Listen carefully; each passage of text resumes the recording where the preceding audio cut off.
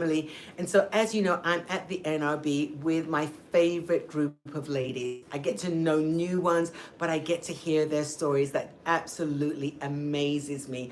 I'm sitting here with Dawn. We've been walking past each other all week. I say all week, it's been 2 days, but it feels like all week. Yeah. Tell me, my friend, what's new?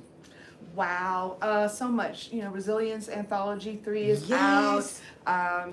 I am settling into Nashville after 2 Oh, years. wow. Yes, yes. Welcome. So much. But your story in this book, Mm-hmm. what is it, my friend? It's called Free Falling in Faith, and it's my journey to actually finally get here to Nashville and do what God has told me to do, because I didn't want to do it. So let's talk about this, because so Yes. many of us, God speaks to us. It's either be still or move. Yes, yes, There's a lot yes. in between, but in the moving, what was your struggle? My struggle help was us all out. I had been in the same place for 30 years.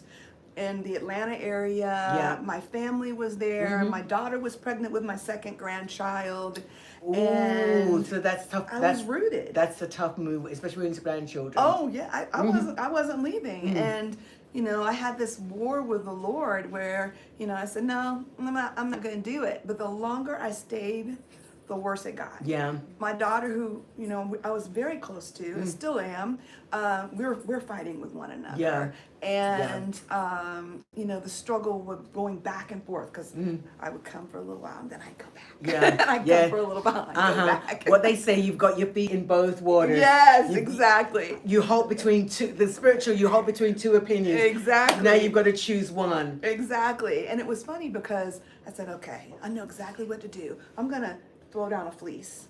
And I just knew that my daughter was going to be like, no, Mom, you can't go. Yeah. And so I asked her, I said, honey, I'm hearing that the Lord wants me to move to Nashville. And she looked at me and she said, Mom, she said, all my life you've been taking care of other people. It's Ooh. time for you to live for you. Ooh. It's And I not just the- started bawling. It's not the answer you wanted. No. I have been there. I won't even tell you my journey. Because you hear from London to America, so I'm not going to tell you my journey. But I understand the double-minded. Yeah. And then when you tell people they're excited for you to leave, and just like, does nobody like me? Right. And I kept going, okay, I guess I'm going to Nashville. Yes. I guess I'm going to Nashville. And so getting here, what is one of the phenomenal things that you have found that just makes you say, this is home? I would say, of course, the Warrior Riders. I mean, Missy is an amazing mentor. Yes. And I have just grown in my gifts and my talents.